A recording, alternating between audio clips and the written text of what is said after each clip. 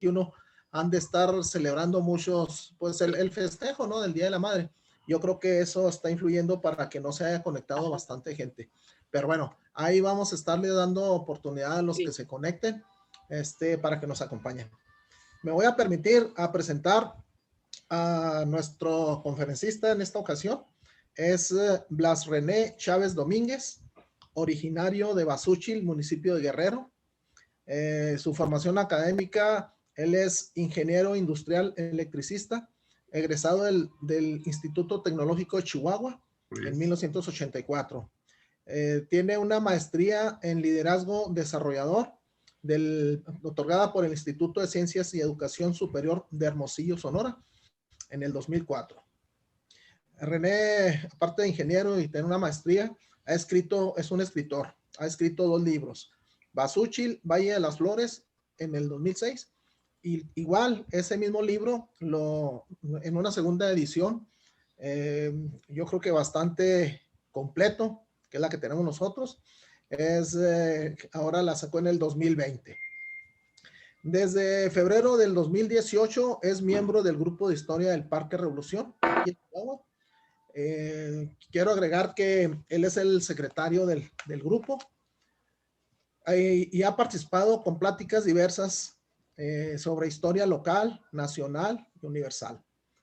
Participó también en la mesa de debate nacional en diciembre del 2020 sobre el origen y desarrollo del movimiento armado que dio lugar a la Revolución Mexicana, convocada por el gobierno del estado de Chihuahua y el Honorable Congreso del estado de Chihuahua en enero del 2020. Creador y administrador desde julio de 2016 de la página en redes sociales de Facebook, Basúchil Valle de las Flores, con cerca de 2,300 seguidores, en la cual ha dado a conocer información del pueblo, así como su historia, la vida de algunos de sus hombres y mujeres, costumbres, anécdotas, entrevistas, lugares y mucha más información de su pueblo natal y de la región. Entonces, con esta presentación, antes de darle la palabra al ingeniero Chávez, quiero comentarle que, de acuerdo a nuestro reglamento, las pláticas deben tener una duración lo máximo de 1 hora 15 minutos. Entonces, nomás tomando en cuenta eso, pusimos ese límite de horario para poder tener sesión de preguntas y respuestas, y como ya es costumbre, al último nos quedamos platicando y por ahí tocamos otros temas. Quiero comentarles que se conectan muchos compañeros y amigos de diferentes partes de aquí de Latinoamérica. Inclusive, pues ustedes saben, Laurita se conecta desde Canadá. Se ha conectado gente desde Argentina, Ecuador y prácticamente algunas partes de aquí de México y de Estados Unidos. Entonces, una vez dicho este preámbulo, bueno, agradecer también la presencia de don Jaime Carabeo, hijo del general Marcelo Carabeo. Entonces, con este antecedente, le damos la palabra al ingeniero René Chávez Domínguez. Adelante, ingeniero. Gracias, Manuel. Sí, vamos a ajustarnos al tiempo, para que no se haga muy tediosa la plática y dar espacio a preguntas y pues a otros asuntos y a la participación de Laura, nuestra compañera Laura. Entonces voy a ajustarme a ese tiempo yo espero 1 hora máximo abarcar el tema y ahí con la participación de don Jaime Carabeo, pues yo creo que la vamos a complementar. Muy bien, pues el tema, primeramente pues quiero felicitar a todas las madres del grupo de historia, las compañeras del grupo de historia del Parque Revolución, a quienes les mando un fuerte abrazo con mucho cariño y esperando pues lo hayan disfrutado y lo sigan disfrutando ahí con su familia. Felicidades. escogí este tema sobre Marcelo Carabeó y dado la fecha, 10 de mayo, se celebra el 110 aniversario del triunfo de la Revolución del triunfo de la Revolución con la batalla en Ciudad Juárez, en la cual Marcelo Carabeó pues, es de los protagonistas en esa batalla, y él con un grupo, él y Francisco Villa forman un grupo donde combaten en ciertos sectores de la ciudad. Entonces, por eso, precisamente, dado la batalla de Juárez, tomé el tema. Y pues también pues, pues hay que, en estas pláticas, pues dar reconocimiento a los héroes que de alguna manera están ciertamente olvidados por la historia oficial, como es el caso del general Marcelo Carabeó, que es uno de los pocos, o si no, el único revolucionario de alto rango que estuvo en la lucha armada de la revolución de principio a fin. O sea, él desde inicia la revolución en San Isidro, el 19 de noviembre, y continúa en la lucha armada en diferentes bandos hasta 1929. Entonces, son 19 años prácticamente de lucha con algunos tiempos, de momentos de cierta paz. Entonces, pues, no creo que haya otra persona de la revolución con tantos años en la revolución y con tantas batallas en su haber. Muy bien. Él fue aquí en este breve texto, narro el peregrinar del general Carabeó. Él fue maderista al lado de Orozco en 1910. Luego, pues, después de la muerte de Madero, al lado del huertismo, una breve lucha al lado del zapatismo, también en el movimiento de Manuel Peláez en la Huasteca. Ya vimos el tema ahí con Iván los peleacistas de la Huasteca, contrario a Carranza siempre. Fue aliado de Obregón y su ruptura con Calles, luchando con el Ejército Federal en 1929 en el movimiento renovador, siendo derrotado y exiliado a los Estados Unidos en este mismo año. Entonces, son 19 años de lucha del general Marcelo Carabeó. Como les decía, seguramente pues es el revolucionario que más batallas habrá librado en este periodo. En su libro Crónica de la Revolución, platica sobre 60 batallas, unas más grandes, otras más pequeñas, y también ahí menciona que hay muchísimas más que no recuerda la fecha, los pueblos donde se libraron, entonces no se mencionan en el libro, por eso quizá tenga hasta más de 100 batallas durante ese periodo. Como les decía, sin duda, pues es uno de los héroes nacionales pues poco valorados por la historia oficial, ¿no? En Ciudad Guerrero, esta fotografía que estamos viendo en Ciudad Guerrero está en la Galería de los Guerrerenses Ilustres. Aquí vemos la foto y en pues esta placa hay una breve semblanza de él que voy a hablar en las siguientes láminas. Y pues ahí viene, nace en 1886 y fallece en 1955. Les decía, nace en San Isidro, municipio de Guerrero, y ahí están los nombres de Jacinta Frías y Marcelo Carabeó, son sus padres. Estudia en Guerrero con el profesor Mariano Irigoyen, pero deja los estudios para ayudar a su papá en las labores de la agricultura y de movimiento tiene creo que una recua de animales para transportar. Y el 19 de noviembre, pues, se levantan en San Isidro liderados por Albino Frías y Pascual Orozco. Ocupa es gobernador del estado en 1928, el 91º gobernador del estado, y renuncia a la gubernatura cuando, pues, con el movimiento renovador en contra de Calles, y es exiliado a Estados Unidos, y después regresa siendo administrador de la aduana, y fallece en 1955. Como te digo, esta fotografía está en la galería de los guerrerenses ilustres.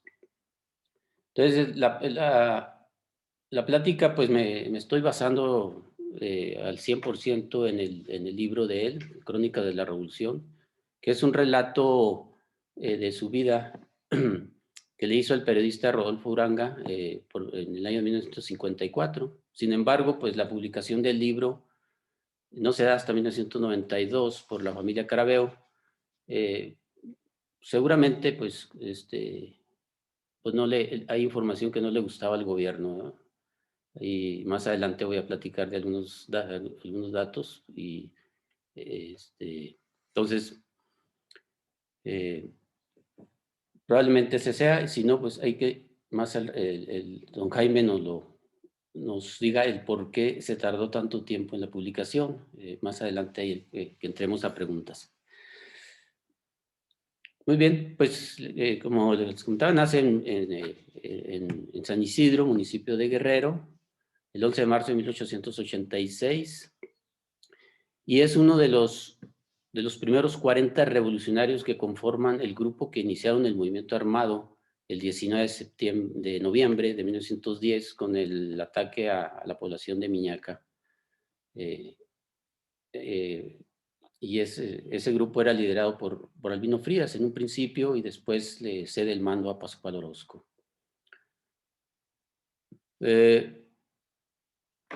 El 20 de noviembre participa en el asalto a la casa del cacique de San Isidro, Joaquín Chávez, y el 21 pues, sitian la ciudad Guerrero, que es tomada por los revolucionarios el 4 de diciembre.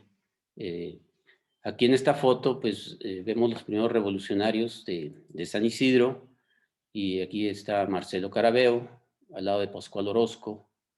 Está Albino Frías, es el tercero de arriba, y otros ahí que están, unos no identificados. Está Agustín Estrada, que él y Marcelo pues son la pareja que continúa en la lucha armada en diferentes frentes, y su hermano Samuel Carabeo también.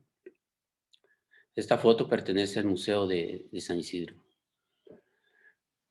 Al lado de Pascual Orozco, pues participa en todas las batallas desde el 19 de noviembre, que van hacia Miñaca, hasta el triunfo el 10 de mayo en Ciudad Juárez.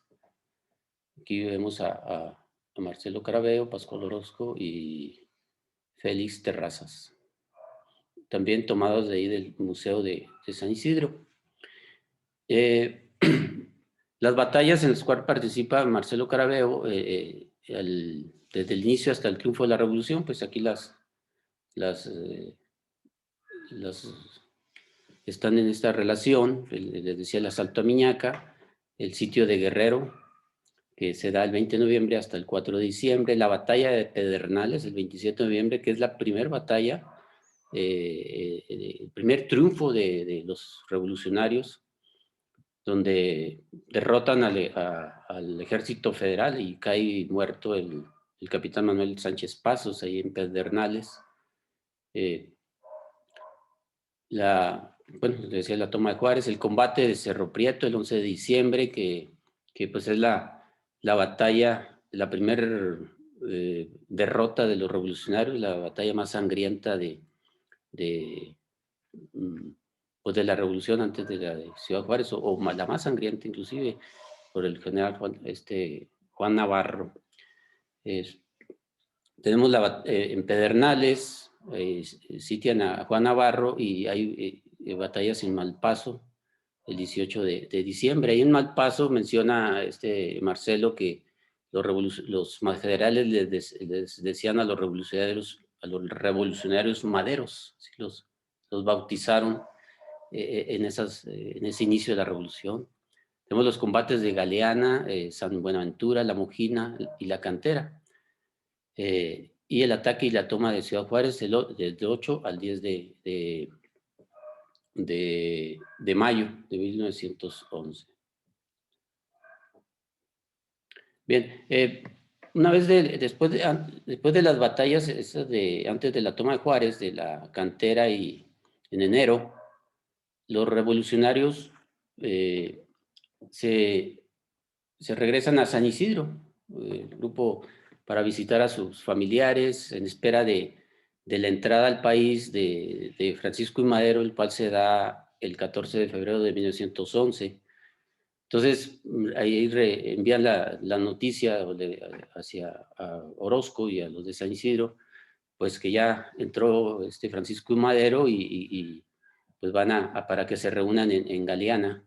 Esas eran pues las instrucciones para planear el ataque a Casas Grandes, cosa que no se da, ya que, como todos sabemos, pues Madero se adelanta antes de que llegue Orozco y su gente, y ataca a Casas Grandes el 6 de marzo de 1911, donde sale él derrotado y por poco pierde la vida, ¿verdad? Es herido de un brazo y pues ahí lo salvan su gente.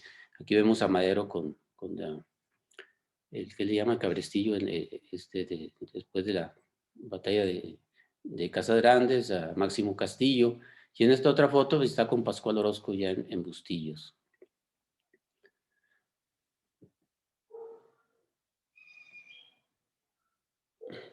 Bueno, en Galeana ya llegan la gente de Orozco y en Galeana se da el primer encuentro entre Madero y la comitiva formada por Orozco, Agustín Estrada y Marcelo Caraveo. Aquí describe, ese es el primer pues, encuentro entre ellos y Marcelo describe a Madero y dice que es una persona de corta estatura. Y sí, pues medía 1,57 Francisco Madero, de voz chillona y ademanes desgarbados, dice. O sea que no tenía garbo, no tenía elegancia al hablar, ni gracia, dice Marcelo, ¿no? Así lo describe en su primera impresión a Madero. Y aquí les explica Madero en Galeana el programa de la revolución y dice que el pueblo recobraría todos los derechos civiles, que habría elecciones y que se acabaría con el latifundismo. De aquí se dividieron en dos grupos, uno al mando de Madero y Orozco, y el otro al mando de Abraham González y Marcelo Caraveo, para reunirse ambos en la hacienda de Bustillos. Y a finales de marzo salen los revolucionarios a tomar Ciudad Juárez, y aquí para mayor protección menciona Marcelo Caraveo que Orozco ordena que la guardia personal de Madero fuera redoblada y queda a cargo de Agustín Estrada y del mismo Marcelo Caraveo, la guardia personal de Madero. Bueno, a principios de mayo de 1911 ya instalado, se instalan los revolucionarios en la famosa Casa de Adobe frente al Paso, Texas. Menciona Marcelo en su libro, dice que nunca, dice, no creo que nunca, creo que nunca alguna vez en la historia de nuestro país la presidencia haya estado tan cerca de Estados Unidos, sí, porque Madero ya era presidente provisional, él se nombra presidente provisional de México, ¿no? De acuerdo al plan de San Luis. Y dice que los políticos antireeleccionistas expatriados se pasaban por las compuertas del lado americano, entre ellos Venustiano Carranza y Federico González Garza y otros. También aquí en la Casa de Adobe recibía Madero a las comisiones norteamericanas con frecuencia. No sé, yo al menos en lo personal no conozco la Casa de Adobe, pero está exactamente en el triángulo donde forma el río el río Bravo y la línea esa horizontal que va hacia Nuevo México. Ahí en esa esquina del lado mexicano, claro, está la Casa de Adobe, entonces está a unos pasos de Estados Unidos. Y esta es la foto típica de la Casa de Adobe, donde vemos a Madero, don Abraham González, Pascual Orozco, Villa, Carranza, entre otros.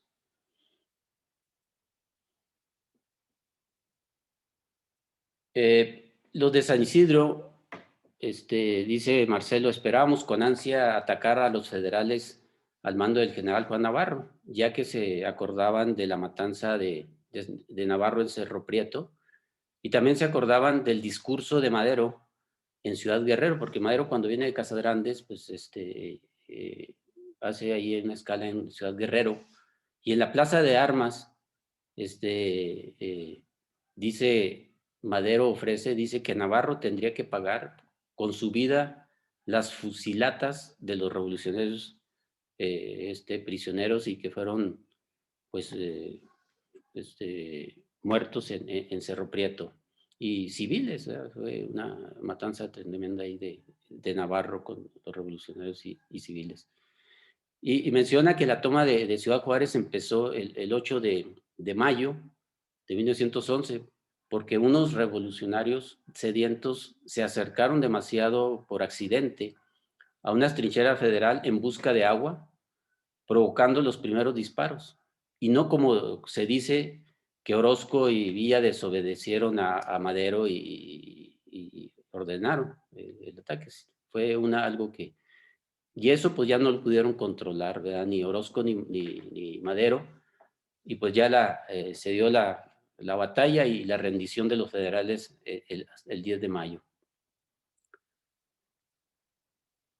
Bueno, después del triunfo, pues uno de los enfrentamientos de Madero que se da con Orozco y Villa, pues ya lo sabemos, dice, cuando ellos dos irrumpieron en la habitación de Madero, ya en la aduana, ya instalado en la aduana de Ciudad Juárez, y le exigieron al general, que el general Navarro debiera ser juzgado como criminal de guerra por lo sucedido en Cerro Prieto, y aparte él lo había ofrecido, Madero, y la gente pues les gritaba que muera el asesino de Cerro Prieto, le gritaban. Pero Madero mismo lo pasó al lado americano, alegando que si lo fusilaban, pues iban a manchar la revolución. Y dice Marcelo, pues dice, pronto se le olvidó la promesa que hizo en Ciudad Guerrero, ¿no? Y bueno, pues también eran familiares, ¿no? Primos, Madero y Navarro, ¿no? Otro de los enfrentamientos que se da de Madero y Orozco, pues fue cuando le pidió Orozco, pues que se debería pagar a la tropa, ya que no contaban con lo más elemental y, pues evitar la rapiña y demás, el desorden de los revolucionarios. Y pues Madero no atendía esas solicitudes de los revolucionarios, justificándose de que estaba muy ocupado y en entrevistas y en festejos, banquetes y demás, por el triunfo dice, con el triunfo, celebrando el triunfo con los políticos, dice, que no habían olido ni la pólvora, dice, o sea, con los que se arrimaron, ¿no? Los que cruzaban por las compuertas del paso hacia Juárez, ¿no? Para esto fue una comisión formada por Orozco y Villa, José Inés Salazar y Marcelo. Ya Orozco, molesto porque no atendía su solicitud del pago, en tono enérgico le exigió la paga de la tropa, rehusándose y diciendo que a él no le hablaban así, dijo Madero. Orozco lo tomó de la solapa y finalmente pues, accedió Madero y le dio un cheque para la paga.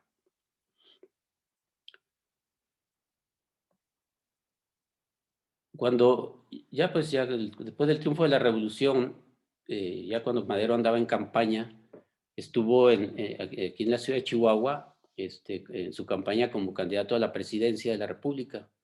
Y el discurso fue en el Palacio de Gobierno frente a la Plaza Hidalgo, ante 3,000 gentes, según cuenta ahí Marcelo, que le aclamaban. Pero estos aclamos fueron apagándose de intensidad cuando empezó a hablar de Pino Suárez como el más viable para la vicepresidencia. Y la gente le gritaba, Pino no, Pino no, Pino no. Lo que enfureció a Madero y cuando vio que no podía controlar a la gente, pues gritó, dijo, quieran o no quieran, Pino Suárez será el vicepresidente. Retirándose del balcón del palacio, ante Pascual, Salazar, Agustín Estrada, Albino Frías y yo, dice Marcelo. Dice, esta imposición causó mala impresión de Madero, ya que la fórmula cuando lucharon era Madero Vázquez Gómez. Esta decisión de Madero provocó algunos levantamientos en el estado de Chihuahua, tanto como en Mioque, en la misma ciudad de Chihuahua, Juárez, Palomas, y aunque todos fueron controlados por el mismo Pascual Orozco, Pascual pues, no se le revelaba de todo a Madero, ¿no? Platica que el distanciamiento definitivo de Orozco con Madero se dio cuando este último le ordenó que forzara a la legislatura del estado para que nombraran a Julio Luján como gobernador interino. Julio Luján pues era un enemigo de la revolución, dice Marcelo. Pascual solicitó de inmediato su baja como comandante de las fuerzas rurales. Entonces ahí se da el rompimiento definitivo de Orozco con Madero. Los antimaderistas dirigidos por José Inés Salazar y Emilio Campa invitaron a Orozco para que se les uniera. O sea, ellos ya estaban rebelados, José Inés Salazar y Emilio Campa. Invitaron a Orozco para que se pusiera al frente del movimiento de reivindicación social contra Madero, el cual aceptó el 3 de marzo de 1912. Al inicio, tanto Agustín Estrada como Marcelo no estaban muy de acuerdo en iniciar otra revolución, por lo que fueron aprendidos por Orozco y por los antimadristas, ¿no? Villa le envía a Orozco, también no estaba de acuerdo con Madero al principio, y le envía una carta a Orozco apoyándolo en el movimiento para tumbar a Madero, poniéndose a sus órdenes. Pero Orozco, pues como que no era muy de su agrado, le contestó, dice, en este movimiento no se admiten bandidos, ocasionando que Villa pues le tomara odio a Orozco y a todos los del movimiento, aliándose de inmediato con las tropas del gobierno que estaban al mando de Victoriano Huerta. Dice, a lo del movimiento movimiento de los que se les llamó los Colorados, porque llevaban una bandera roja y una cinta roja en el brazo con el lema de Tierra y Justicia. En este movimiento lo respaldaron al movimiento Zapata en Morelos, Almazán en Guerrero, Argumedo en La Laguna. Y después de ver esto, ya Marcelo y Agustín Estrada aceptan unírsele a Orozco y todo el movimiento. Cuando Orozco da a conocer su plan de la empacadora, donde denuncia la traición de Madero al plan de San Luis y a la revolución.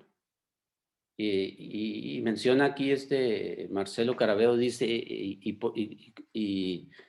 dice que con poco tacto, así lo menciona en su libro, aunque era cierto, denunciaba el compromiso de Madero con la compañía Pierce Oil Company, consistente en un préstamo por $14 millones que para sufragar la revolución.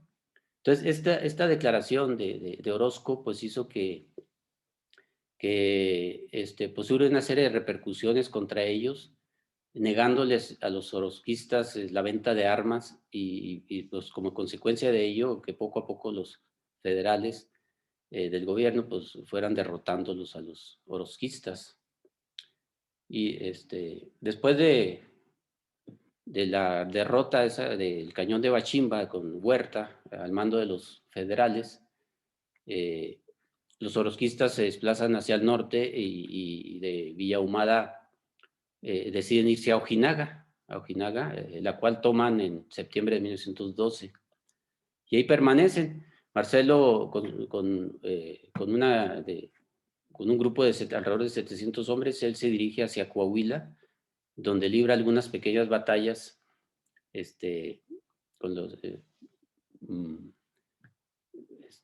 y luego regresa al estado de Chihuahua en noviembre de 1912, librando batallas en el Sauce, Estación Terrazas y San Buenaventura. Después de la muerte de Madero y Pino Suárez, los orosquistas, por orden de Pascual, deponen las armas, pero días después, Pascual y Marcelo fueron llamados a la Ciudad de México. Los acompañaron varios de sus hombres de más confianza, Pascual, Orozco, Argumedo y mismo Marcelo. Fueron llevados ante la presencia de Victoriano Huerta, diciéndoles que ya era tiempo de hacer la paz en beneficio de la nación. Entonces, pues ahí es donde le encarga Huerta que se encargue de suprimir una rebelión en Sonora y que entre en negociaciones con Zapata. Recordemos que ahí el sacrificado es el papá de Pascual Orozco, ¿no? Que va allá y Zapata, él, pues sus ideales estaban muy claros y no, pues no aceptaba prácticamente a ningún gobierno aceptó en todo su trayecto, ¿no? O sea, entonces, pues manda a fusilar al papá de Orozco, ¿no? Caraveo en noviembre de 1913 participó en la defensa de la ciudad de Chihuahua contra el ejército constitucionalista al mando de Francisco Villa, en la parte de la presa Chubíscar, donde combate contra Trinidad Rodríguez y Maclovio Herrera, logrando que los villistas se retiraran de las posiciones. Los colorados mencionaban, nombraban a los orosquistas.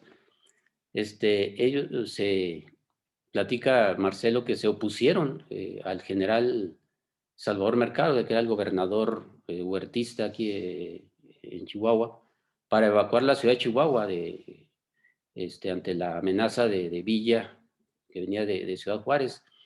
O sea, no estaban de acuerdo con este Mercado de evacuar la ciudad, que tenían suficiente parque y tenían pues las condiciones para enfrentar a Villa. Sin embargo, Mercado no acepta y ordena que se evacúe la ciudad,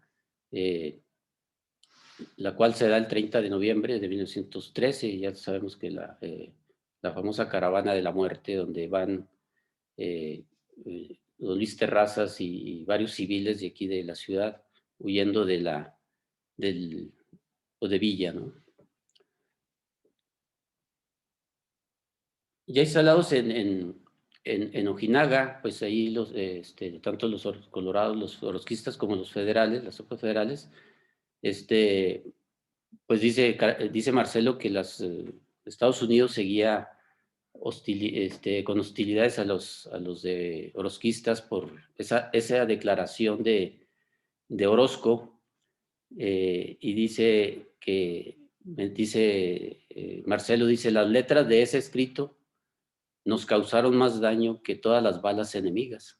O sea, el no contar con armas, pues era vital, ¿no? Y dice, bueno, desde mediados de diciembre aparecieron en Ojinaga las primeras tropas de Villa, al mando de Pánfilo Natera, Toribio Ortega y Maclovio Herrera. Sin embargo, pues no tuvieron mucho éxito hasta que llegó Villa en enero. Aparece Villa con 3,000 hombres y pues son derrotados el ejército federal y los orosquistas con el 10 de enero de 1914.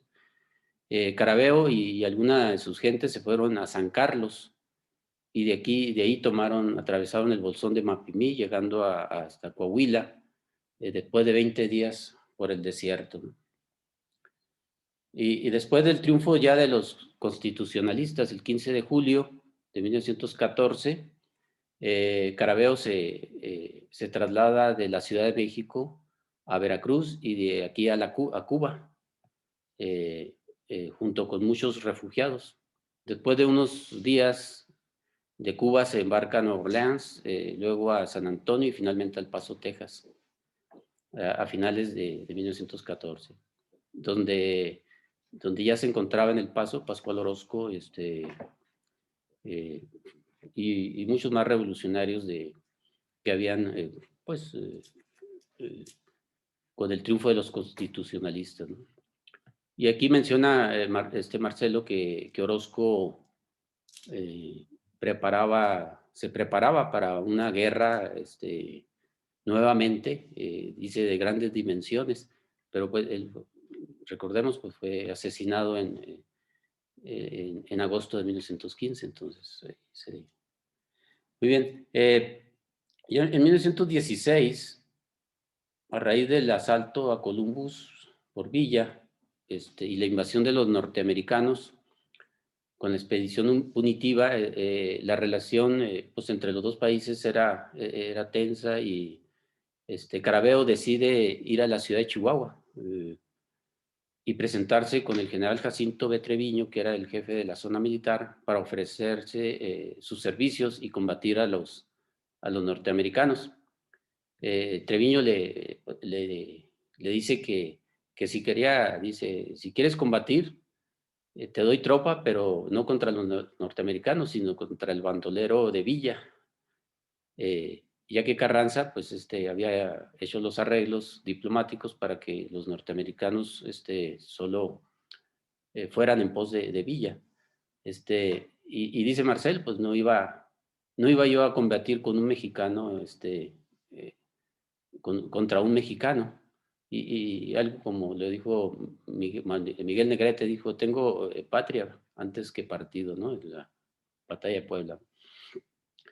Ante esta actitud le costó a Marcelo que después fuera hecho prisionero y trasladado a la Ciudad de México por considerarlo un peligro para el gobierno de Carranza, permaneciendo preso desde septiembre de 1916 hasta enero de 1917, cuando se fugó de ahí se fuga de la cárcel. Durante el tiempo que estuvo en la cárcel, tuvo entrevistas con Álvaro Obregón, en el mismo Palacio Nacional lo llamaba, y Obregón le prometía que iba a intervenir con Carranza para que lo dejara libre. En la cárcel menciona que lo visitan algunos amigos, entre ellos Luis Terrazas Bobadilla, nieto de don Luis Terrazas. Ahorita más al rato voy a hablar algo de él, y él lo menciona Marcelo, que lo visitaba, Luis Terrazas. Bien.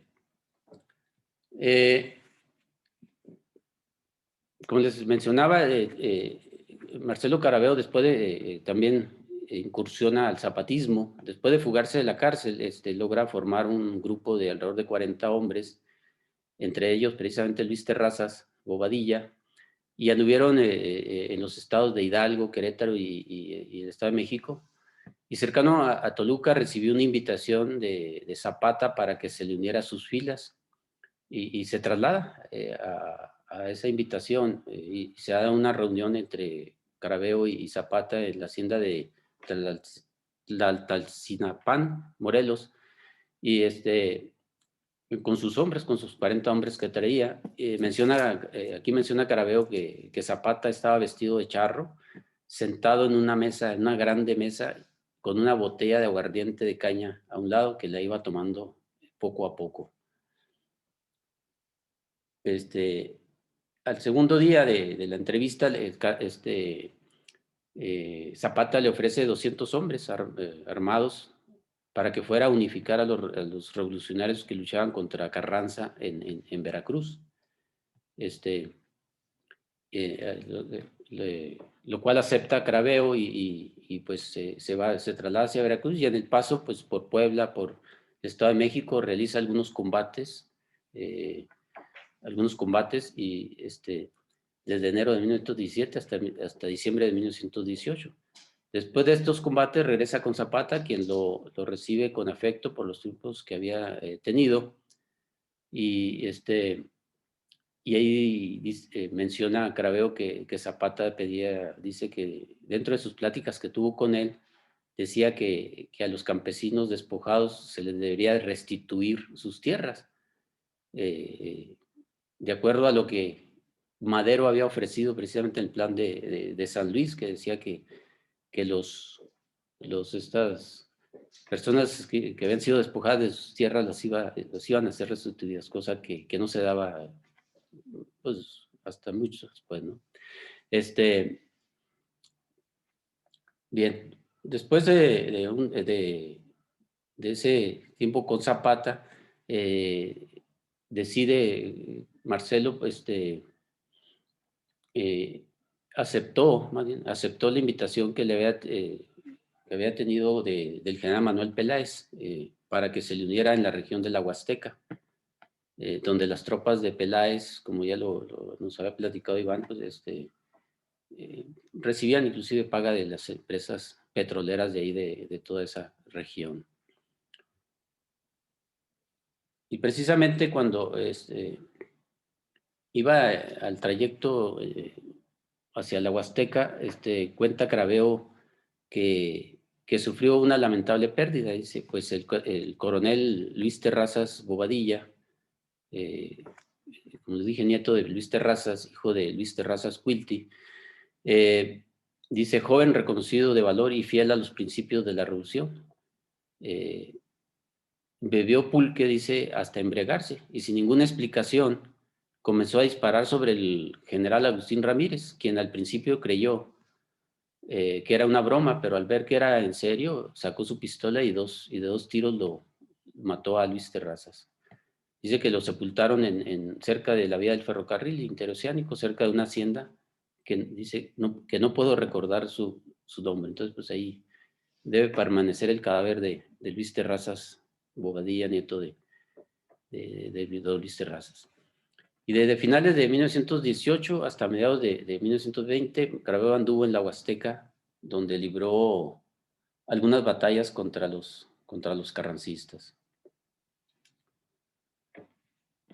En mayo de 1920, todos los que operaban en la Huasteca se adhieren al plan de Agua Prieta de Adolfo de la Huerta, Álvaro Obregón y Plutarco Elías Calles, desconociendo al gobierno de Carranza. A Craveo, a Marcelo le fue asignado los cargos de comandante militar y gobernador provisional del estado de Tamaulipas, la cual fue por corto tiempo. Luego le entregó el gobierno estatal a Emilio Portes Gil, que de ahí las fechas pues es cuando fueron presidentes de la República. Luego Craveo y Peláez fueron llamados a la Ciudad de México por orden de Obregón para invitarlos a sumarse a una sola causa por la revolución triunfante del plan de Agua Prieta, quien aquí lo nombran a Craveo general divisionario. Ya como presidente, Adolfo de la Huerta le da instrucciones a Marcelo de hacerse cargo de la zona militar del himno de Tehuantepec, la cual después de un tiempo le entrega al general Lázaro Cárdenas para hacerse cargo, Craveo, de la zona militar de San Luis Potosí.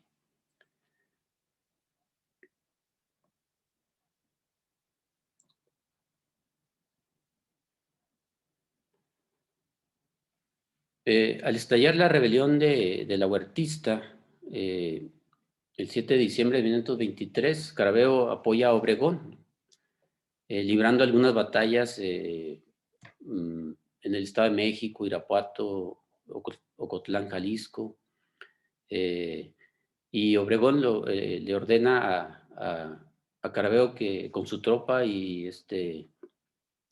que le asignó se trasladara a Chihuahua, donde Hipólito Villa, con gente de Canutillo amenazaban las vías férreas y varias poblaciones, a los cuales derrota la gente de Craveo, ¿no? Ya para eso, pues ya Villa había sido asesinado en julio de ese mismo año, de 1923. Y luego lo nombran a Craveo jefe de operaciones del estado de Chihuahua, en sustitución del general Arnulfo R. Gómez. Durante estos años, menciona que existió una tranquilidad en el estado de Chihuahua hasta mediados de 1926, cuando estalló el conflicto religioso con el gobierno de Plutarco Elías Calles, pues presentándose aquí en el estado algunas agitaciones. Calles le ordena a Marcelo, como jefe de operaciones, pues que actuara con energía contra todos aquellos católicos que hicieran propaganda contra el gobierno y se realizaran algunas aprehensiones. Menciona él que sí se realizaron algunas aprehensiones, pero no pasaron a más.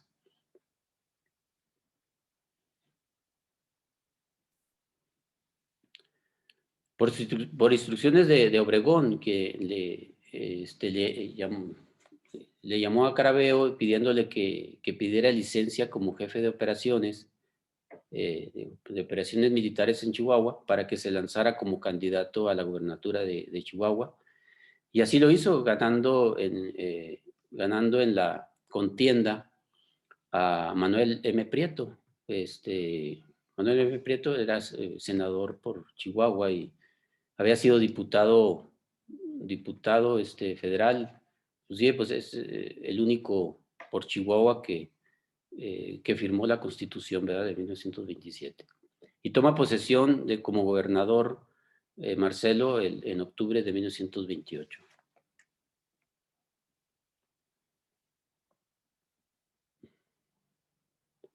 A la muerte de Obregón, en el 17 de julio de 1928, como candidato electo a la presidencia de la República, era el candidato electo en ese momento, Calles sentó en la presidencia a Emilio Portes Gil, lo cual provocó pues un descontento en algunos sectores civiles y militares, principalmente en los obregonistas.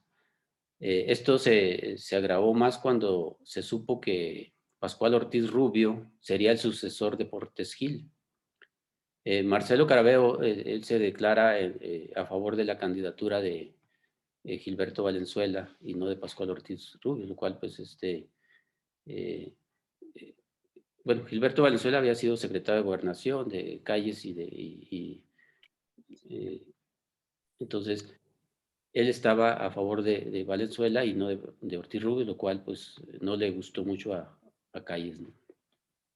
Y pues esta época pues la conocemos como el Mazimato, ¿no? O sea, desde el 24 hasta el 34, Plutarco Elías Calles fue el amo y señor de la vida política, ¿no?, de México, y puso a los presidentes que él determinó.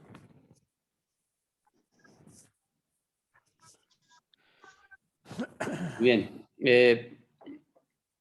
a raíz de estas imposiciones por parte de Calles, el 4 de marzo de 1929 estalló el movimiento renovador en varios estados, en Veracruz, Sonora, Durango, Coahuila y Chihuahua.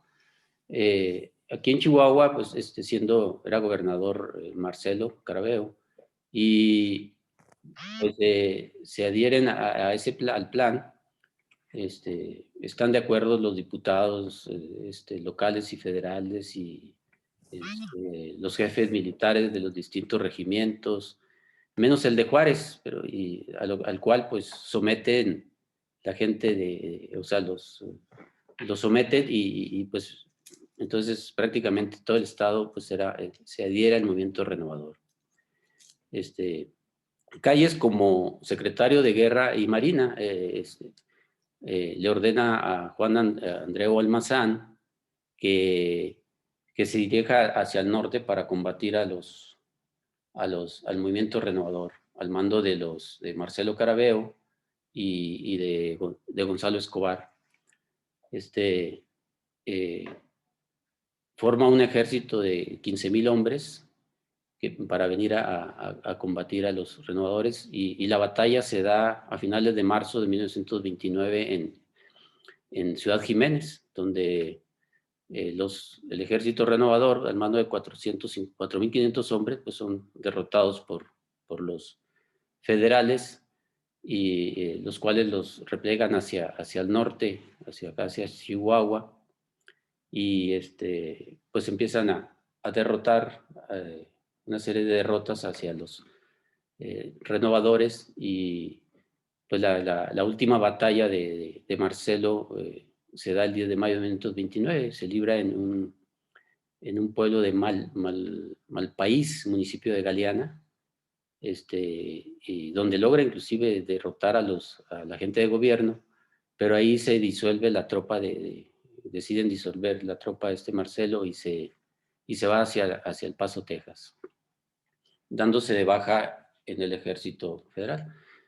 El 2 de enero de 1948 reingresa al ejército con el grado de general de división, y el 16 de septiembre de 1951 se jubila del ejército Marcelo Craveo. Bien, entre el 24 y 25 de junio de 1954, le hace una entrevista a este periodista, B. Rodríguez. Únicamente voy a poner unas preguntas, no todas las preguntas que le hace, y le pregunta, ¿dónde inició la revolución? Es la primera pregunta que le hace. Dice, en el pueblo de San Isidro, municipio de Guerrero, el 19 de noviembre de 1910. Bueno, aquí quiero hacer un paréntesis, mencionar que el 28 de abril del presente, de ahora, el Congreso, o la Comisión, pues, especial para análisis históricos del origen de la revolución,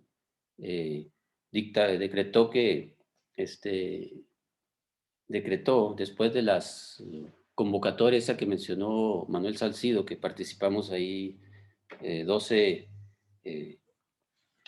hubo 12 participantes, y decretó que se instituyan las jornadas conmemorativas al origen de la Revolución Mexicana, las cuales darán inicio, dice, con una guardia de honor y una ofrenda floral en el poblado de Cuchillo Parado, el 14 de noviembre, en conmemoración y reconocimiento por haber protagonizado el primer acto de rebeldía contra la dictadura porfirista. Así lo dice textualmente. El artículo 2 dice, declara a la sección municipal del pueblo heroico de Pascual Orozco, municipio de Guerrero, o sea, San Isidro, como el origen de la Revolución Mexicana, por ser el lugar donde se inició la lucha armada y tuvo continuidad hasta la toma de Ciudad Juárez. Y el artículo 3 dice, las jornadas continuarán en una sesión solemne en el mes de mayo de cada año en Ciudad Juárez, pues para celebrar el triunfo de la revolución. Entonces, ese dictamen se emitió el día 28 de abril, a raíz de la convocatoria esa que se dio por parte del gobierno. Bueno. Dice, bueno, ese fue un paréntesis por la pregunta que le hacen, que si dónde inició la revolución. El número 2, es cierto que le fueron confiscadas sus propiedades con motivo del movimiento renovador. Así es, dice, mi casa de Paseo Bolívar, número 804, fue saqueada, así como un depósito que tenía mi señora en un banco de la Ciudad de México, que fue retirado por la esposa del licenciado Portes Gil para utilizarlos con fines asistenciales, según dijeron. El Paseo Bolívar, número 804, yo personalmente anduve, pero ya seguramente la numeración fue cambiada y ese número no está tal cual, pero no sé si ahorita ya con las preguntas, si alguien sepa cuál fue la casa pues ahorita don Jaime nos podrá decir en dónde fue la casa, ¿no? Siguiendo con la entrevista, dice, ¿por qué no se les han reconocido méritos a los orozquistas? ¿Será porque se le voltearon a Madero? Veo que usted tiene la versión pagada, o sea, la oficial. Esta versión, por desgracia, es la que tratan hacer creer a la juventud. En primer lugar, los orozquistas seguimos una causa, que era la que representaba a Madero, sufragio efectivo, no reelección. No seguíamos al hombre. Cuando este señor Madero impuso a Pino Suárez y violó la fórmula presidencial Madero Vázquez Gómez, que al inicio había dado popularidad, cuando impuso también a Abraham González de candidato a gobernador, violando el plan de San Luis, es el de la no reelección, entonces el orozquismo prefirió seguir la causa de la revolución que al hombre que le traicionaba. Si Madero no hubiera traicionado la revolución, o sea, el plan de San Luis, el país hubiera podido entrar al camino de la paz y el progreso sin que se derramase más sangre. Los mexicanos no debemos seguir al hombre, sino a la causa.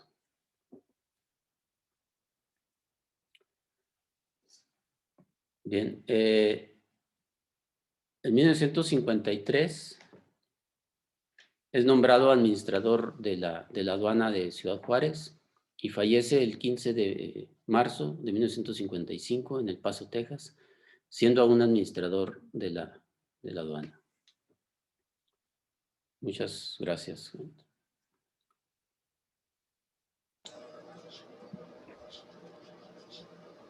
Bien, pues estamos abiertos a los comentarios o no sé si quiere alguna participación de don Jaime Caraveo. Para los que se conectaron posterior, nos acompaña don Jaime Caraveo. Él es hijo de Marcelo Caraveo. ¿Cómo se llama tu maestro? A ver, Héctor Iván. ¿Qué tal? ¿Cómo estamos? ¿Estás hacia acá o hacia dónde estás hablando? No, es que estaba batallando con el manos libres porque estoy afuera en el patio. Ah, muy bien. No, pues... Bueno, en primer lugar, qué bueno que me resolvieron una duda que tenía. Cuando estuve estudiando precisamente para el trabajo de Manuel Peláez y cuando leí el libro de John Womack de Zapata y la Revolución Mexicana, tenía la enorme duda de, pues, ¿cómo rayos fue a dar Marcelo Caraveo allá, al centro del país, a Morelos, a la Huasteca? Porque finalmente, pues, no es como que pudieras pasar fácilmente con tropas desde Chihuahua o Estados Unidos hasta allá, ¿verdad? Pues obviamente había jefaturas de armas del ejército carrancista por todos lados y esa duda me resolvieron. Yo siempre he tenido la enorme, bueno, pues la gran duda es finalmente la figura principal de la primera etapa de la revolución junto con Madero, pues es Orozco, ¿no? Y yo lo que siempre me ha generado una enorme duda, entiendo que Madero pues traicionó, por llamarle de una manera, o quiso pactar con el establishment, por llamarle de alguna forma, la paz y ahora todos los mexicanos unidos, cosa que eso no iba a suceder. Había, por ejemplo, todas las unidades de Guardia Nacional que crearon, bueno, de rurales que crearon, que eran revolucionarios, pues estaban en constante tensión con el ejército federal y que eso iba a acabar mal, ¿no? Lo que yo sí no alcanzo a comprender es cómo el orozquismo, siendo que a lo mejor debió tomar la batuta de la revolución en su momento, cuando Huerta mata a Madero, bajo la idea de, se los dijimos, ¿por qué pactar con Huerta? Pues es lo que a mí siempre me ha parecido difícil. O sea, Zapata reconoce en el plan de Ayala a Orozco como jefe de la revolución, sí, y desconoce a Madero. Sin embargo, Orozco nunca pactó con Huerta. Siempre me ha llamado la atención que llevó a Orozco a pasarse al huertismo, que por cierto, lo poco que fue combativo del ejército federal fue gracias a los colorados. O sea, las mejores tropas que tuvo el ejército federal fueron las coloradas, porque de plano los federales no daban el ancho. O sea, el duelo fuerte fue entre las tropas, tanto en Torreón como en Zacatecas, fue con tropas villistas, fue entre villistas y colorados. Esa siempre ha sido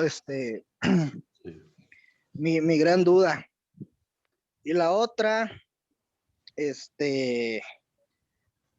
pues, si está ahí el maestro Jaime Caraveo, pues bueno, yo no fui alumno de él, pero mi esposa sí lo fue. A mí no me tocó. Sí, muy bien. Gracias, Héctor Iván. Bueno, no sé si alguien quiera comentar y hay algo que se nos haya pasado, don Jaime Caraveo, nos quiera complementar. Yo tengo una pregunta, si me permiten. Adelante, ingeniero. Perdón. No, adelante, Méndez. Perdón. Bueno, yo tengo una pregunta. En 1929, Caraveo se lanza contra el gobierno Ahí está tu federal. profe. A ver, Se si lanza contra... permíteme un segundo. Apaguemos, por favor, todos los micrófonos para que no se vicie. Ahí, Héctor Iván, por favor. Sí, permítame. Déjamelo. Ya, listo. Bien, muy bien, gracias. Comentaba que en 1929 Marcelo Caraveo se lanza contra las tropas del gobierno federal, secundando el movimiento escobarista, ¿verdad? Hay un combate en el Malpais, aquí a un lado de Nuevo Casas Grandes, entre Nuevo Casas Grandes y el municipio de Galeana, donde ese combate es contra el general Matías Ramos. Entonces fue un combate pues no muy fuerte, pero según he leído fue una de las últimas acciones de guerra, donde Marcelo Caraveo pues ya se va a Estados Unidos en ese tiempo, ya pues después regresa y vemos que estuvo en la aduana. No sé si tiene ese dato por ahí René Chávez, o el hijo de Marcelo Caraveo, que me pudiera comentar. Yo entrevisté a un mormón viejo allá por 1980, don Glenn Hueten, y él me platicaba que a él tenía un camioncito de transporte tipo Thornton con plataforma, y que lo contrataron para llevar a los muertos y a los heridos desde el Cerro del Malpais, que está aquí de Nuevo Casarandes a unos 30 kilómetros, y que estuvo echando varios viajes para llevarlos. Me interesa mucho ese dato, no sé si tengan información sobre la batalla del Malpais. Gracias. Bueno, sí lo mencioné, pero ya el detalle pues, de la batalla se da el 10 de mayo de 1929. Se da esa batalla ahí en el municipio de Galeana, en Malpais, y la gente de Caraveo, o sea, él dice, triunfan en esa batalla, pero ahí decide él ya disolver su tropa y se va a radicar al Paso, Texas, ¿no? Y ya dándose baja del ejército. Sí, por ahí lo mencioné en la... Entonces, sí es un hecho que las tropas de Marcelo Caraveo derrotan a los federales en esa batalla, ¿verdad? Es correcto. Muchas gracias. Muy bien. Sí, adelante, Manuel. Y dos comentarios. Cuando dices que Marcelo Caraveo se refirió a Madero, creo que ahí tú sabes que la gente del norte acá, de Chihuahua, tenemos un estilo de la voz golpeada, muy machos, más machos que otros, ¿no? Y la cuestión es que de don Francisco y Madero siempre se le mencionó como un individuo un poquito más refinado, más fino. No sé por qué Caraveo hace mención en sus memorias de esa diferencia. ¿Había ahí alguna diferencia en el sentido de que cayó de su gracia por la cuestión de haber violentado o haber faltado a su palabra? Esa es una pregunta. La otra, cuando hablas de que cuando Villa en la batalla de Ojinaga llega y le gana a los federales, gana ahí la batalla en Ojinaga y se van a San Carlos para irse a Mapimí, al Bolsón. Pasan por el desierto. San Carlos, quiero comentarte que era el nombre del presidio de San Carlos, que es ahora el actual municipio de Manuel Benavides. Nada más ese comentario. Bien. Bueno, él, pues, él lo dice textualmente eso, cuando tienen el primer contacto con Madero, Orozco y su gente en Galeana, ahí es donde describe él a Madero, que una persona baja de estatura y la voz chillona, o sea, eso es pues al inicio, ¿no? No es después de la... Pero bueno, así lo dice textualmente, voz chillona y ademanes desgarbados, así dice la palabra, desgarbados. O sea, de que no hay garbo, pues, o elegancia, gracia. Entonces, pues no sé si hay alguna, porque el libro pues lo escribe posterior, ¿verdad? Claro. Si ya hay alguna influencia posterior, ¿verdad?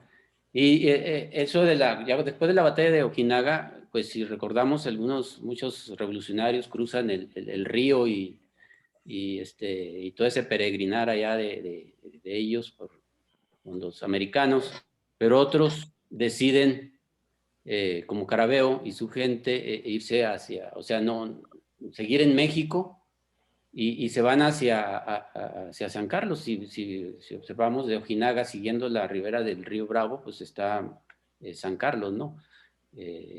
Manuel Benavides. Y pues ya de ahí siguen hacia el Bolsón de Mapimí, al desierto, donde dice, pues aquí ya no creo que los villistas nos sigan, ¿no? En pleno desierto. Entonces, dice que duran 20 días ahí en el desierto, que ya ni zapatos traían de allá, o sea, les fue pésimamente, ¿no? O sea, platica ahí Marcelo en ese recorrido que hicieron por todo el Bolsón de Mapimí hasta llegar hasta Coahuila. Bien, ¿algo más? Un comentario. Yo. Bueno. ¿Quién Sí. primero? Bien, a ver. Bueno, René, un comentario. La casa de número Marcelo. 804 de la Bolívar corresponde a una de las Krill, una de las casas Krill, la tercera. Esa era de Marcelo. Esa era de Marcelo. La otra era del embajador americano, otra era un médico, incluso posteriormente fue el arzobispado. Ahí llevaron el cuerpo del padre Maldonado después de catedral. Ok. Gracias, Sergio. Sí, pues por ahí me ubicaba el 800, pero pues no, como que no me cuadraba que la casa de los Krill. Después Bien fue bonito ahí. Sí, acuérdate que son 6, entonces son dúplex. Empieza 0, 2, 4 y 6, 8, etcétera, ¿verdad? Ok. Gracias, Sergio. Sí. Buenas noches, si me permiten, el señor Caraveo está tratando de hacer comentarios, pero está en mute. ¿Se puede prender su micrófono? Está silenciado. Señor Caraveo, está apagado su micrófono. No lo escuchamos. Dígale que diga. ¿Usted no lo pueden activar? No. Tiene que activarlo él personalmente. Solamente se puede. Don Jaime, ahí en el lado izquierdo inferior, ahí está un microfonito, nomás quítele la tachita roja para que pueda activarlo, por favor. Ahora sí, ¿ya me oyen? ¿Ya me oyen? Sí, muy claro. Bien, muy bien, ándale. Bien. Ya me preguntado muchas cosas. Primero lo que han venido alegando de cuchillo parado. En primer lugar, cuchillo parado no era cuchillo parado, era 25 de marzo. Y en cuchillo parado se ha dicho que había un gran contingente de Gettorio Ortega. Cuchillo parado difícilmente tenían, o 25 de marzo, era apenas, yo creo que habían 150 personas. Y se levantaron antes, el día 14, porque los denunciaron. Se iban a levantar el 10, pero los denunciaron y enviaron unos dragones, como les decían a los cuerpos militares porfiristas, a combatirlos. Al saber los de 25 de marzo que venían, se salieron de 25 de marzo y se fueron para Ojinaga. Ahí no hubo ningún combate, ni absolutamente nada. No está registrado en ningún lado ningún combate, tiros, ni nada por el estilo. Ahí estaba, sí, efectivamente, Toribio Ortega. Toribio Ortega se le une a Villa después de la toma de Juárez. Eso quiero dejar aclarado. O sea que esos fueron, si se quieren decir, precursores de la revolución. Bueno, pues también están los de las vacas, ¿verdad? En Coahuila, están los de Parral, están los de Casas Grandes con Eliodoro Lea, con Silvestre Quevedo, que fueron aplacados. Los que no fueron aplacados, como ya sabemos, fueron los de San Isidro, municipio de Guerrero. La enemistad de los orozquistas con Francisco Madero fue el hecho, en primer término, que no quería pagar la tropa. Quién sabe por qué, nunca los atendía, se pasaba en banquetes en el otro lado, junto con don Venustiano Carranza, y no querían pagar. Por fin pagaron. Ya se resolvió el asunto. Se enojaron con él también, porque como atinadamente dijo, pasó al general Juan Navarro al otro lado protegiéndolo, lo cual causó muy mal sabor de boca entre los revolucionarios. En su campaña política despedía a la tropa revolucionaria con 20 pesos y si habían puesto su caballo, que se lo llevaran. O sea que despidió a la tropa que lo llevó al triunfo y aquí no ha pasado nada. Como dijeron, Vázquez Gómez era la fórmula presidencial y sin preguntar, sin decir nada, pongo a Pino Suárez. Excelente persona, magnífica persona, pero con él no habían quedado. Nos estábamos peleando contra una imposición y él viene a imponer, pues valiente apóstol. Yo no he entendido por qué le dicen apóstol, porque yo le diría que es un sicario en la revolución, a Madero, totalmente. La familia Madero siempre vivió, don Evaristo Madero, de las refacciones que le hacía hasta que el secretario de Hacienda, el francés, ahorita se va. No,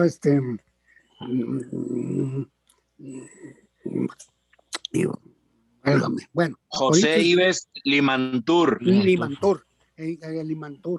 Ese siempre lo estuvo alimentando a la familia Madero. Cuando metieron a Pancho Madero a la cárcel en San Luis, el que lo sacó de la cárcel fue por órdenes de Limantur. Sobre el préstamo de la Juárez Peace Company lo pidió para gastos de la revolución, cosa que la revolución de los revolucionarios nadie envió nada de ello. Se dice que fue a parar la casa de los Madero. Eso a nadie le consta, pero eso es lo que se dice. ¿Sí? Segundo, el Madero, como usted dijo, y que fue cierto, en el segundo piso de Palacio, porque Palacio en ese entonces tenía 2 pisos nada más, le pusieron un banquito para que vieran a Madero, porque no alcanzaban a verlo bien, para que hablara. Y dentro de esos ademanes desgarbados, que dijo quieran o no quieran, será Pino Suárez, se iba a caer del banquito. Y lo detuvo Pascual Orozco. De ahí comienza la enemistad con Francisco Madero en forma absoluta y también con la imposición de Abraham González, que Abraham González por abajo de cuerda era enemigo de los Orozco, de los Caraveo, de los Frías, de los Solís, de los Estrada. Acuérdense que los de San Isidro le decían los lobos, los coyotes, que eran los corrientes. La gente aristocrática era la de Guerrero. Me contaba mi papá, cuando llegaban los circos, pues ellos no tenían con qué ver el circo, y cuando se descuidaba la gente, que se metían por debajo de la carpa para ver cómo era el circo, y que los de Guerrero los apedreaban mucho. Pero eso fue cosa ya de juventudes, ¿verdad? El hecho es de que surgen los de San Isidro, a lo cual se le unen bastante gente. Ya Francisco Villa andaba levantado con unos 12, 13 hombres, robando ganado.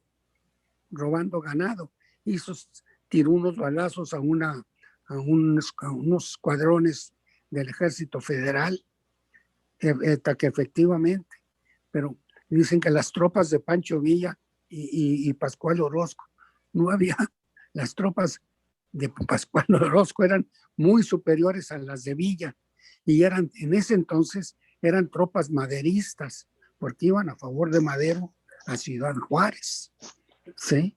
Y efectivamente, la cuestión del agua, comenzó así que el ataque de Ciudad Juárez, es cierto.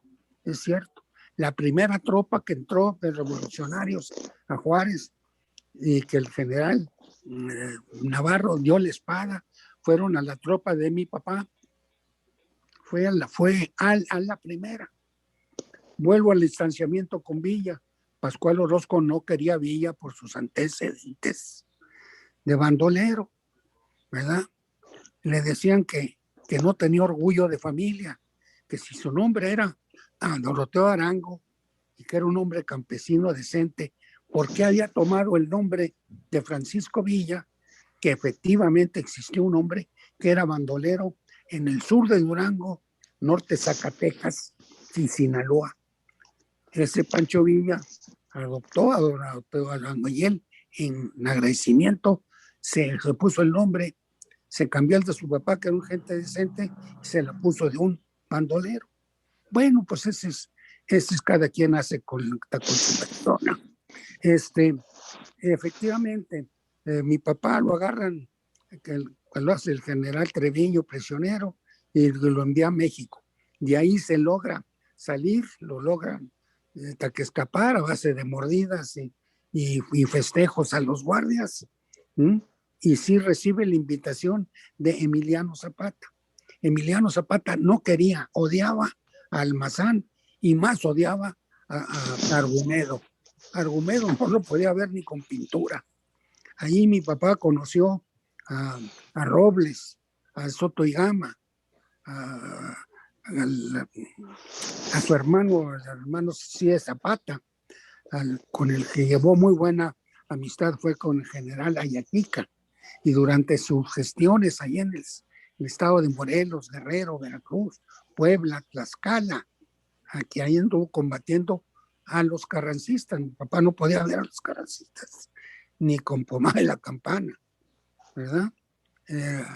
Ahí tuvo aproximadamente, según me dijo el filósofo, ahorita me acuerdo, es que estoy en frío, tuvo 64 batallas o 70 y tantos batallas en su récord revolucionario, ¿verdad? Efectivamente, con su tropa renuncia, le dice a Zapata que ya se va, porque no se pueden con los zapatistas. Nunca se unieron los zapatistas, andaban peleados todos entre sí, y le decía a mi mamá que así no iba a ser absolutamente nada, que los del norte éramos traidores porque no protegíamos la tierra. Mi papá le explicó que la tierra de acá del norte era diferente de la del sur, que nosotros no podíamos trabajar en ejidos, que debíamos de trabajar en colonias, pero son puntos de vista según el hábitat ahí de la persona, ¿verdad? Efectivamente, sí se va con Peláez. Me voy a la unión de Huerta y Orozco. Ellos dos se unieron por las circunstancias de la vida. Orozco no quería a los norteamericanos, no les tenía ningún afecto, ninguno, ¿verdad? Porque los americanos cuando construyeron el ferrocarril, Kansas City y Oriente, ellos trabajaron poniendo rieles y los americanos los trataban muy mal, los discriminaban, y a un grupo muy grande de chinos que vino también a trabajar es el ferrocarril. De ahí los de San Isidro no les agarraron afecto a los americanos. ¿Ya? De ahí Orozco, sabiendo que también Francisco Madero trajo a filibusteros norteamericanos cuando pasó a México, que venía de Texas, de San Antonio, Texas, ¿verdad? Ahí también le agarraron odio por traer norteamericanos filibusteros a ver qué ganaban, pero cuando vieron que la cosa era en serio, mejor se regresaron. Vuelvo a decir, el Orozco no quería a los americanos y les lanzó esa, y efectivamente dijo, nos lanzaron, nos hicieron más mal las palabras de Pascual que las balas sí de Huerta. A los orozquistas no les vendieron, sabiendo que Pascual no quería a los norteamericanos, le estaban vendiendo balas con pólvora negra, con pólvora de mina, que nomás viajaban 20, 25 metros. Eso mismo resultó con mi papá en la renovadora. Mandaron a pedir armas a Estados Unidos y les dieron parque con pólvora negra. Por eso se perdió Jiménez y porque el general Escobar no arremetió al general Almazán. Si lo hubiera hecho, si hubieran ido hasta Torreón y quién sabe hasta dónde llegan hasta Guatemala. Pero en fin, esas sí son las cosas. En la cuestión de Ojinaga, cuando se quiso el general Mercado sí retirarse, Mercado se retiró porque lo habían comprado y Mercado era el que tenía las armas, no los orozquistas. Los orozquistas tuvimos mala suerte, no estar a favor de los norteamericanos. Esa fue la situación. No obstante, ya al último mi papá, cuando hablaron del combate de Malpais contra el general Matías Ramos, él traía 1,200 elementos, mi papá traía 300 y ya estaban en retirada porque ya no traían parque, ya no tenían dinero. Ahí mi papá dijo, pues ya no tiene caso estar peleando, ya mucha gente ya no le hacía caso a la renovadora, ya se iban con los del gobierno.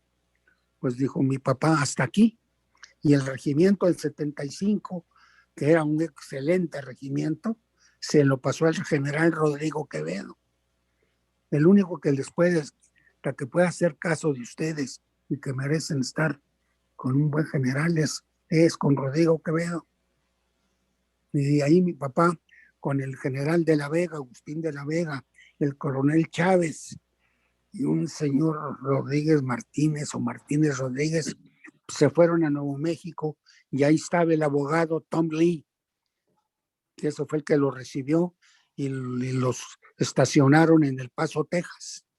Y como el general del Fort Bliss odiaba a Calles, porque este general era muy católico y por la persecución le dio buen recibida a mi papá. Y como le dio un buen recibida y con todos los de su gente.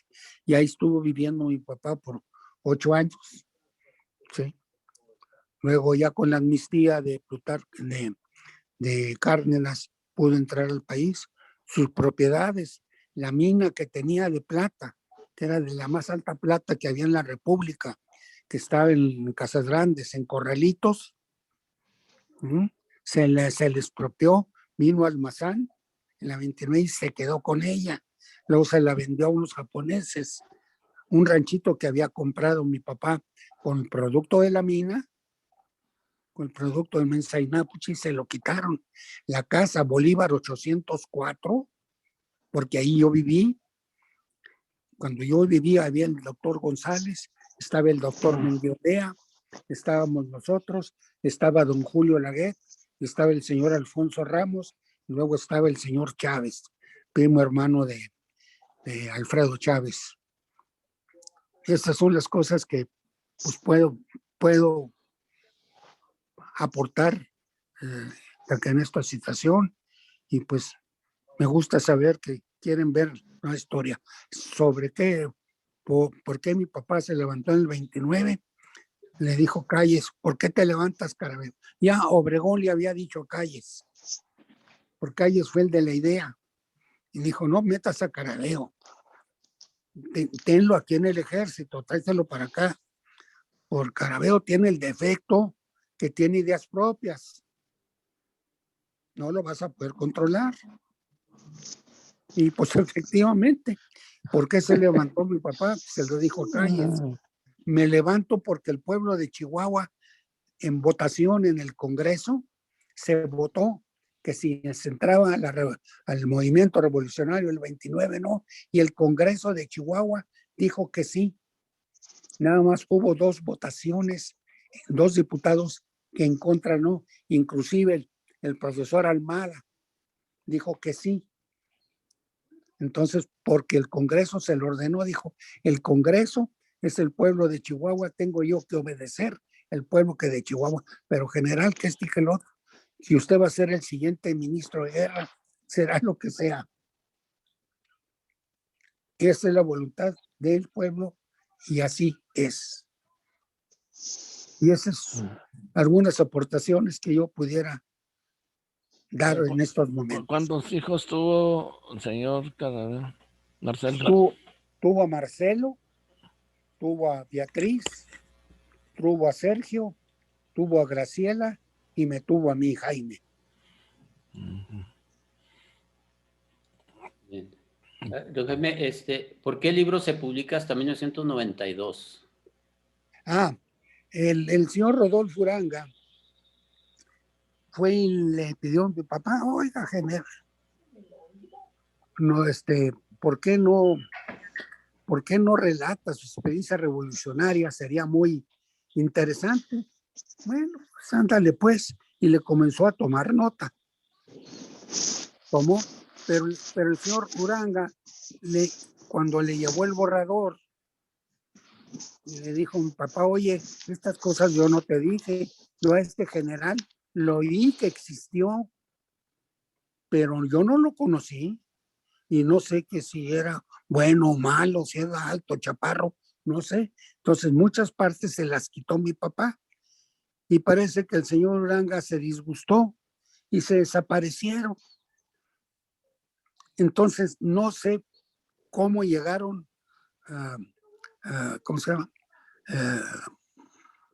Cómo llegaron a las manos y de este señor Rodríguez Bell, llegó a las manos y volvió con mi papá. Le dijo, oiga, ¿por qué hizo esto? Porque eso a mí no me consta. Y esas personas yo no las conocí. Sí sé que existieron o no. Entonces se retrasó eso, ya le modificó unas cosas que tampoco le gustaban. Entonces me las dejaron a mí.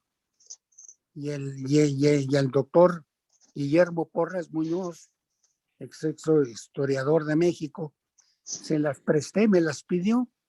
Él es tío de mi señora. Y me dijo, oye, ¿y que nunca se han impreso estos apuntes de tu papá? No tienes que. Y él hizo el prólogo, como ustedes lo pueden haber visto, y consiguió en la editorial Trillas que la imprimieran. Para ello enviaron al doctor Cristian francés, que vino aquí a Chihuahua a constatar y a ir a los lugares que había dicho mi papá. Yo lo llevé personalmente a San Isidro, a Guerrero. Cristian Lartigue. ¿Cómo? Cristian Lartigue. Sí, Cristian, exacto. Cristian, que es muy buena persona.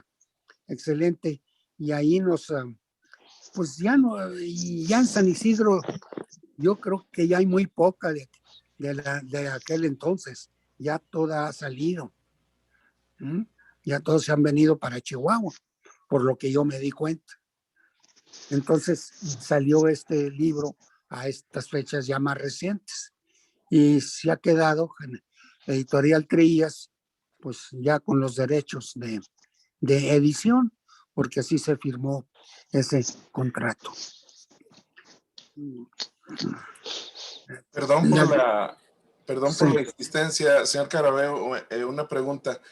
Usted mencionó que en el combate del Malpais las tropas federales de Matías Ramos traían 1,200 hombres. Sí, más o menos. Y el general Carabeo solamente 300. Y ahí resulta el vencedor. ¿Usted tiene conocimiento o piensa que fue una estrategia militar muy poderosa para tener la victoria? Y yo creo que sí, yo creo que ayudó mucho que Matías Ramos, y parece que el general Limón, que también fue mi secretario de la defensa, venía ahí con Matías Ramos, venían verdes ahí del colegio militar, venían muy verdes y pues ya mi papá era un viejo zorro, un fierro 2. Salieron, el que vio eso y lo platicaba muy bien era el señor ganadero que ya murió, Roberto Schneider, que tenía un rancho por allá. Sí. Dijo, no, pues si yo vi a Matías Ramos todo colorado, asustado y la gente corriendo, les quitaron caballos, armas y con eso se armó la gente que mi papá licenció. Sí. Y que se las mandó al general Quevedo. Se refugiaron en el río Santa María, que está ahí en un lado del cerro del Malpais. Le agradezco mucho por su información. Gracias. Muchas gracias a usted. Sería esa la última batalla de la revolución, ¿no? Y se celebra hoy, 10 de mayo. Sí. Bueno, no. Bueno, de las últimas. Sería de la revolución o del movimiento renovador, ¿verdad? Porque segunda renovadora. Fíjense, cuando yo fui a Defensa Nacional, a la biblioteca, a pedir informes, a ver qué tenían de mi papá. Ahí tengo el reporte, porque en el libro, ahí viene, a mero atrás, viene la hoja que me dio Defensa Nacional. Sí, que tienen registrado el general Carabeo, pero que no se le reconoce ningún combate. Y en los libros de Casasola, ahí está retratado. Ustedes han exhibido libros que están en la revolución y el ejército no le reconoce, no le acepta ningún combate. ¿Quién fue el que le quitó esos combates? Matías Ramos. Que los combates eran contra de ellos. Pues sí. No, desde luego. Sí. Ya ve ahora, ¿verdad? Ahorita todo es villismo. Todo es villismo. Bueno, muy bien, pero Villa fue un auténtico revolucionario de cepa. De cepa, eso no hay que decirlo que no. Pero caray, no es el héroe que se dice que es. Se les olvida cuando Don Jiménez se lincó a Victoriano Huerta. Dicen que Orozco fue huertista. Se unieron por las circunstancias. Que los americanos no querían a Huerta, ni los americanos querían a Orozco. Por eso se juntaron. Por eso Huerta, cuando venía de Europa, traía dinero y le envió $25,000 a Pascual Orozco para que comprara caballada y armas. Y él venía por otro lado. A Pascual Orozco lo envenenaron los hermanos Lob, cerca ahí de Sierra Blanca. Lo envenenaron, o para más los hormigaron, y ahí llegaron los Rangers y los mataron y se robaron los $25,000. Por ejemplo, el libro más fidedigno que sé yo que se ha escrito sobre la revolución es del general Gualberto Amaya, que fue gobernador de Durango. Y ese es el general cuando imprimió su libro, que son 3 textos, ninguna editorial lo quiso imprimir y él de sus bolsas lo mandó a imprimir porque había persecución del gobierno. Y es un primer libro lo editó la imprenta de gobierno, que no sé qué gobernador era, a instancias de Jesús Vargas. De Jesús Vargas. Muy interesante plática, maestro Carabeo. Sí, señor. Le envío un fuerte abrazo. Soy Jorge Cimental, de ahí de la Facultad de Derecho. Ah, caray. Qué bien.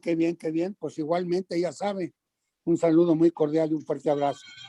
También maestro, señor Marcelo Carabeo. Es un placer escucharlo. También señor Marcelo Carabeo hizo una donación de muebles a la Iglesia de la Trinidad aquí en Chihuahua, al Templo Metodista de la Trinidad. Hizo una donación de muebles, un sillón de escritorio y varios muebles al Templo Metodista de la Trinidad. El señor Marcelo Carabeo lo donó. Mi papá era de origen protestante. Sí. Casi todos los de Guerrero. Pascual Orozco era católico, pero todos los demás eran protestantes. Y Cristian, en su investigación que hizo, todos los que se levantaron en el país o eran masones o eran protestantes. El catolicismo no abrazó la revolución. Muy bien. Así es. Gracias, don Jaime. Pues gracias. Yo les doy las gracias por haberme permitido participar con ustedes. Me ha sido muy grato que se acuerden de un buen mexicano que quiso mucho a su patria, a su estado, y que si no se le reconoce, pues allá la verdad sale. Quizá tarde, pero sale. ¿Sí? Correcto. La historia. Y luego con el orozquismo. Chihuahua se ha vuelto muy traidora con el villismo, con esto. No hay más que los orozquistas, que los otros vinieron a llevarse gente del estado de Chihuahua. Pues si Villa peleó con pura gente de Chihuahua, generalmente. Así es.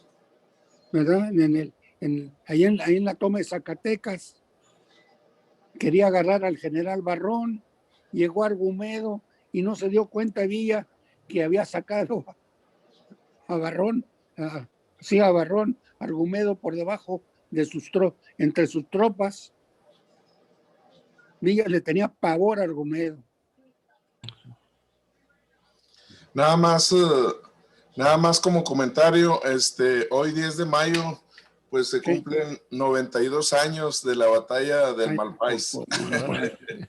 Pues sí, afortunado y pues qué bueno que hicieron esta junta, estas pláticas. Se los agradezco en el alma. Sí, Jaime, estas pláticas las tenemos nosotros somos del grupo de Historia del Parque Revolución, la tenemos semanalmente. Está invitado cordialmente todos los lunes a las 7 de la tarde. Si gusta. ¿En qué lugar? Es bueno, en este momento lo hacemos por este medio, por vía. Sí. Porque pues no podemos reunirnos físicamente. La hacemos por este medio y nuestra sede es el Parque Revolución, aquí en Chihuahua. Ahí físicamente nos reunimos antes de la pandemia, ¿verdad? Los lunes ahora. Pero está invitado cordialmente a las reuniones de esta manera virtual. Si nos deja usted sus datos y para estarle enviando la invitación. Sí, cómo no.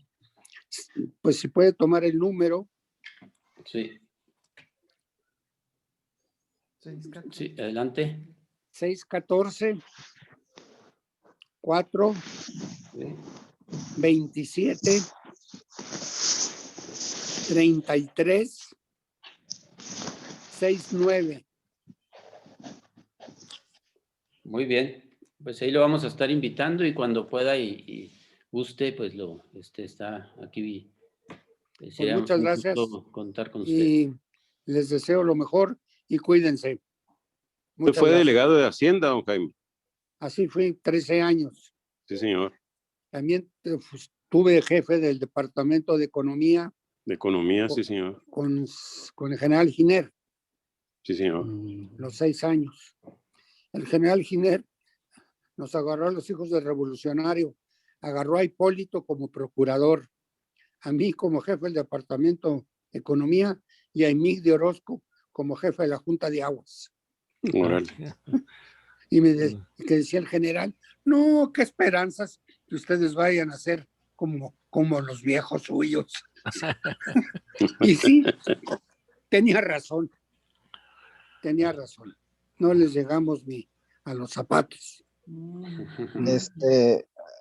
Maestro, pues ha sido un gusto escucharlo. Yo soy abogado también de la Facultad de Derecho. No me tocó usted como maestro. Mi esposa, Ileana Gómez Romero, sí fue alumna suya de Derecho Fiscal. Y nada más sería en su vida profesional, personal, el legado de un personaje que tiene una vida épica, por llamarle de alguna manera épica, heroica, que es parte de la historia de esta nación. ¿Cómo lo impactó a usted en lo profesional, en lo personal, más allá del aspecto de la relación padre-hijo? Pues mire, creo que la relación padre-hijo, revolución, ayudó en algo a que yo entrara a esos puestos públicos, pero algunas personas me intentaron que fuera más arriba y y en alto. Se la pararon a Hipólito Villa. Se la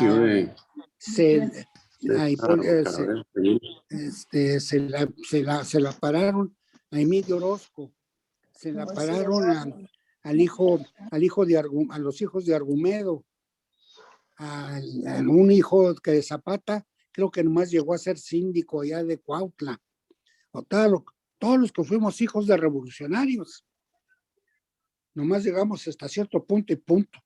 Ahorita es puro porfirista, los González Cosío, totalmente. Están los Molina, ¿verdad? Todos los de Estado de México, pues toda la gavilla esa, pues todos son hijos de porfiristas. El Comulco. Esos son hijos de porfiristas. Pero en fin, ahí estamos. Muy bien, gracias. Muchas gracias. Gracias. En un comentario nomás, ahí hay que documentar, saber la separación que se hizo, porque cuando arranca la revolución, eran 3 municipios muy juntos, pegados, con Namiquipa, Bachíniva y Guerrero. Y eran parientes, incluso la madre Orozco era de Namiquipa, y en la foto que sale ahí, que pusiste ahorita, de inicio de la revolución, los que están enseguida de Orozco son de Bachíniva. Pero después ya al final, como que Bachíniva y Namiquipa se fueron con Villa, o Villa más bien se fue con ellos, creo. Y al último a pelear unos contra los otros. O sea, fue muy impactante cómo se veía esa separación. Y al último ya se juntaron, pero al final de cuentas se fue una separación ahí de unos para un lado, y a la hora de las batallas pues pelearon de los dos lados y eran de las mismas regiones. Eso es cierto. Es cierto. Es cierto. Bueno, pues yo me despido una vez más dándoles las gracias. Muchas gracias. Gracias a usted. Gracias. Muchas gracias. Estamos en contacto, muchas gracias. Mucho gusto conocerlo, que no sea la última vez que nos visita. Por ahí nos veremos. Gracias. Gracias. Muy bien. Bueno, de todos modos, quiero aprovechar para muy bien, René. Un aplauso para René. Un aplauso. Gracias, pero pues no esperamos esta sorpresa. No, lo puedes agarrar. Muy bien, René. No, muy Le bien. da un plus a este tipo de pláticas. Ya nos ha tocado familiares, invitados, etcétera, que enriquecen las pláticas. No, cómo no, pero muy bien, ¿eh? Quiero aprovechar para comentarles de la programación de tema para el siguiente lunes, que es lunes 17 de mayo. Es la segunda parte de Luis Terrazas, cargo de su servidor. Son muy grandes, ¿no? ¿Se supone? Y luego, el día 24, lunes 24 de mayo, los colones mormones México. Manuel. No se escucha bien. Sí, Iván. Iván Lili. Yo sí te voy a dar carrilla, no como todo el monito. No se escucha bien, Manny. ¿Dónde? No, a ver si pueden apagar los micrófonos, Héctor Iván. Sí. No lo puedes apagar ahí, Manuel Alderete. Son mansionones, o sea, dicen que son construcciones grandes, no como en otras partes. No puedo. Héctor Ahí Iván. está. Sí. ¿No puedes apagar el micrófono, Héctor Iván? Yo creo no está escuchando. Ya apagué a todos. Deja ahí, aquí está. Ahí va. Ya. Bueno, Ya lo apagué. Ahí quedó. La programación para este mes de mayo es el próximo lunes 17 de mayo. Es la segunda parte de Luis Terrazas con su servidor. Y luego, pues ahí lo tiene René, ya lo está compartiendo. El día 24, colonos mormones en México, a cargo del ingeniero Miguel Méndez. Y luego el 31, la historia mexicana con Jorge Castillo. A ver si se ha reportado Jorge Castillo, René, nomás para tenerlo por ahí pendiente, ¿no? Y luego el 7 de junio, Efraín Huerta, Alba. nuestra compañera Alba Oceta. Y luego poeta. nos quedamos con la Quinta Carolina el día 14 con Juan Carlos Mendoza. Él sí, he estado platicando con él, está listo. Bueno, por lo pronto, pues ahí lo estamos viendo el resto. Correcto. ¿Verdad? Ya quien quiera animarse a tomar otro tema, ya tenemos libre hasta agosto 23 y luego 6 de septiembre y luego ya octubre 11. Entonces, hay espacio suficiente, pero ya hasta agosto, quien se anime a apartar alguna fecha. Quiero aprovechar ahorita que se conectó el licenciado Sergio Granados. Ahí estás todavía, Sergio.